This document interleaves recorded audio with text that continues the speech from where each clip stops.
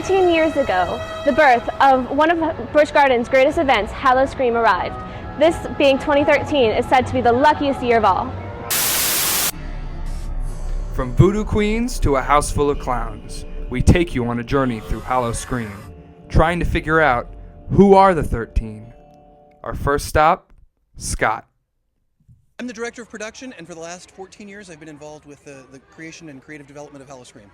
I was actually part of the team that created Howl-O-Scream, and the interesting thing about the creation of it years and years and years, about 14 years ago, was they took a group of 3 of us out of our regular jobs, gave us our own offices, gave us a research budget. It was tiny, but gave us a research budget and said, we want to come up with an event for the fall.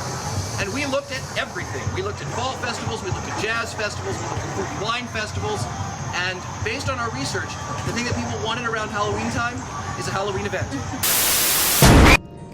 While meeting up with Scott, we had the opportunity to go through Deathwater Bayou, a house dedicated to the Queen of Voodoo, M.L. Mort. Like I said, it was designed to create the atmosphere that we actually transform you to someplace else, we transport you to somewhere else. I also mentioned to the group up front, I don't know whether everybody heard, when you actually are building your voodoo dolls, you will have the opportunity, we will take a voodoo doll from each school, and it will be used as scenic for the voodoo doll room. Some of the stuff comes from, honestly, nightmares. I have to be completely honest with the basement. The basement is just something that creeps me out. There's something about folks who could live next door to me or in the trailer down the street or whatever, who are actually eating people.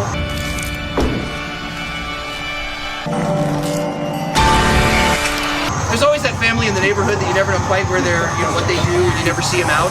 You gotta kind of wonder, what are they really doing? You never see them go to the grocery store. How do they eat?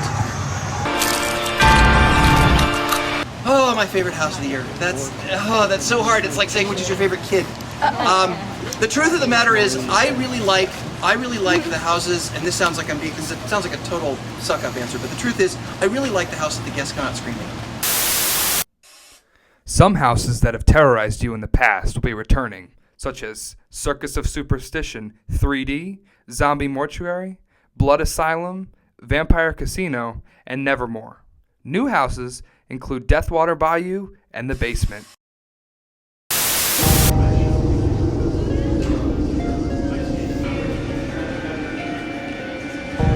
that?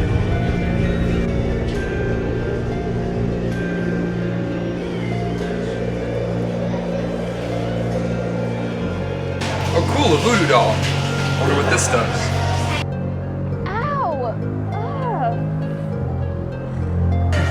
I wonder what this does.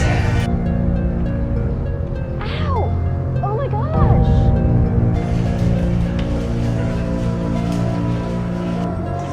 Now my head hurts. What is going on? Hey James, I just have this really bad, pain going on. Oh, okay. Are you...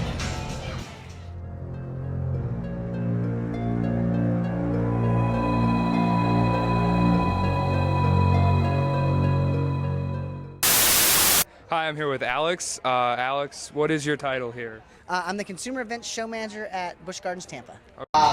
During this event, what my job is basically to be on the ground floor. It is my job to be out there with the actors every single night of the event, making sure they have what they need, making sure they're getting here on time, making sure they're taking their breaks, and also I deal with guest service issues and making sure that everybody at the event is having a good time and enjoying all the scares that were thrown at them. The event this year is 14 nights, if you guys have seen that. We do close at 1 o'clock every single night. And this year we kind of upped the ante. We showed you our 13 icons. In years past, we've had 1 icon here or there. We've had the Trickster last year, we've had Sylvie 1 year, we had Miss Vane 1 year. This year we're like, how can you do better than that? So marketing gave us 13. The 13 evils can be found throughout the park, scattered among houses and scare zones.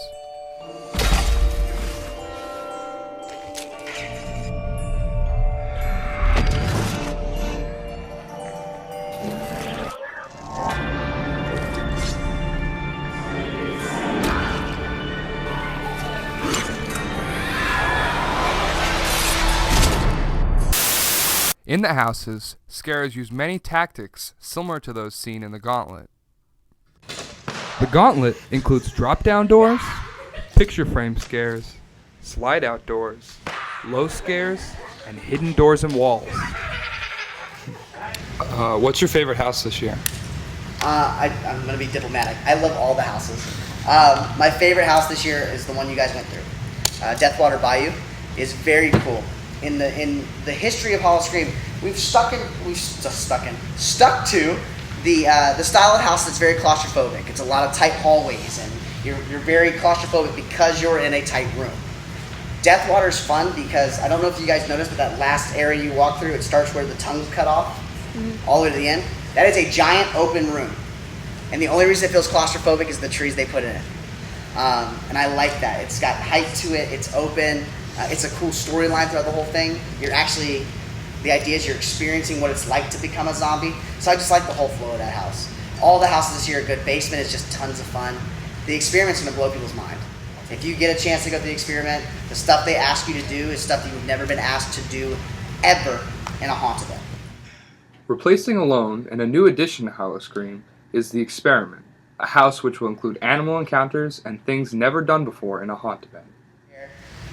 The experiment features cockroaches, snakes, scorpions, germs. I will tell you, one room in experiment, you will be asked to stick your hand into an aquarium to find a key. That aquarium has 1,000 live cockroaches. Who is your favorite of the 13? Out of the 13, I'm a big fan of the demon. He's just a big, creepy-looking guy. He just freaks me out. Oh gosh, who is my favorite of the 13? I have two that I am very fond of, although I think they're all pretty creepy. I love the clown. Mainly because the #1 most feared profession in the United States is clowns.